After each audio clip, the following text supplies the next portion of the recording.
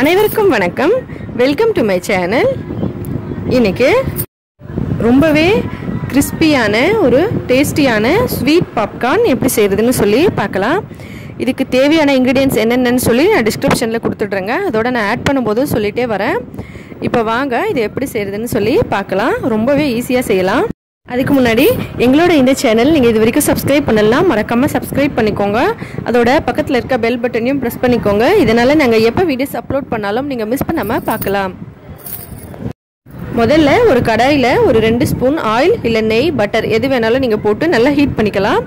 அது நல்லா சூடான பிறகு மக்காச்சோள விதைகள் காஞ்சது இதில் சேர்த்துக்கலாம். தேவையான அளவுக்கு சேர்த்துட்டு இது எல்லா பக்கமும் இந்த மக்காச்சோள விதைகளில் இந்த ஆயில் வந்து நல்லா படுற மாதிரி ஒரு கலக்கிடலாம்.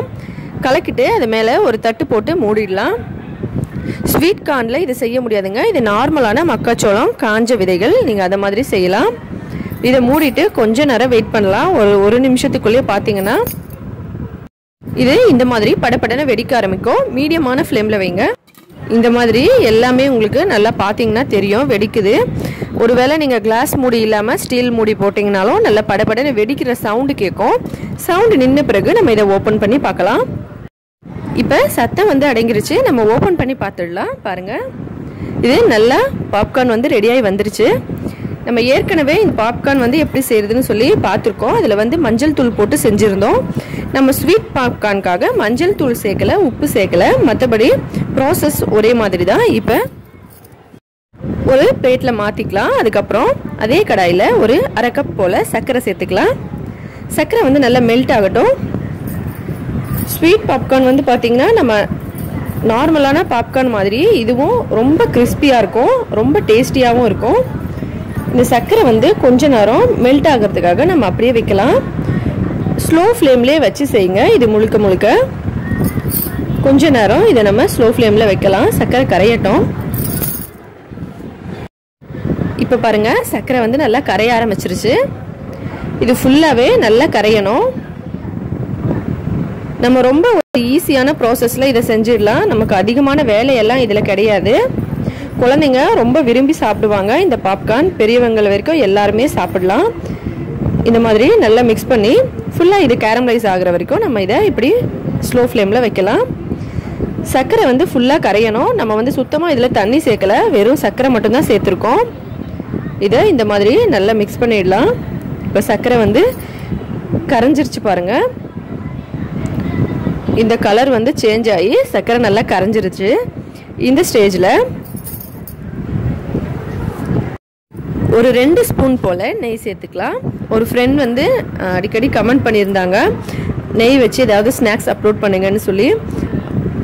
அதனால தான் நான் வந்து இங்கே நெய் சேர்த்துருக்கேன். நீங்கள் பட்டர் வேணாலும் பட்டர் சேர்த்துக்கலாம்.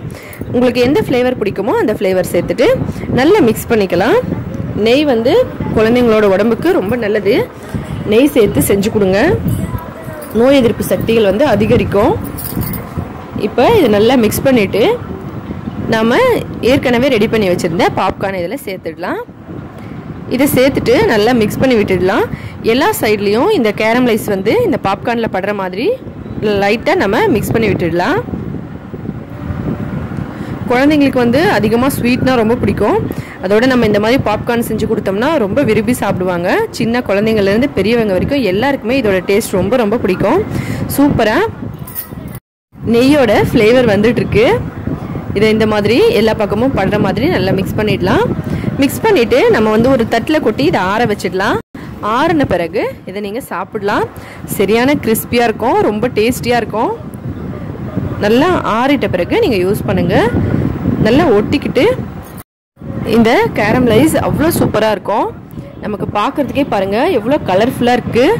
சரியான கிறிஸ்பிங்க. இதை வந்து நீங்கள் கையில் எடுத்து அப்படி சாப்பிடும்போது நல்லா மொறுமொறுன்னு இருக்கும். குழந்தைங்கள நல்லா விரும்பி சாப்பிடுவாங்க. கண்டிப்பாக ட்ரை பண்ணி பாருங்கள். ரொம்ப ஈஸியான ப்ராசஸ். ரொம்ப பிடிச்ச ஒரு ஸ்நாக்ஸ் வந்து குழந்தைங்களுக்கு பாப்கார்ன். அதை வந்து நம்ம இந்த மாதிரி வீட்டிலையே செஞ்சு கொடுத்தோம்னா ரொம்ப நல்லாயிருக்கும். கண்டிப்பாக ட்ரை பண்ணி பாருங்கள். இந்த வீடியோ உங்களுக்கு பிடிச்சிருந்தால் லைக் பண்ணுங்கள். உங்களோட ஃப்ரெண்ட்ஸுங்களுக்கெல்லாம் மறக்காமல் ஷேர் பண்ணிக்கோங்க, கமெண்ட் பண்ணுங்கள். எங்களோட இந்த சேனல் உங்களுக்கு பிடிச்சிருந்தா மறக்காமல் சப்ஸ்கிரைப் பண்ணிக்கோங்க. மேலும் இதே போல் இன்னும் பல வீடியோஸ் பார்க்குறதுக்கு இந்த வீடியோவை பார்த்த அனைத்து நண்பர்களுக்கும் மிக்க நன்றி. வணக்கம்.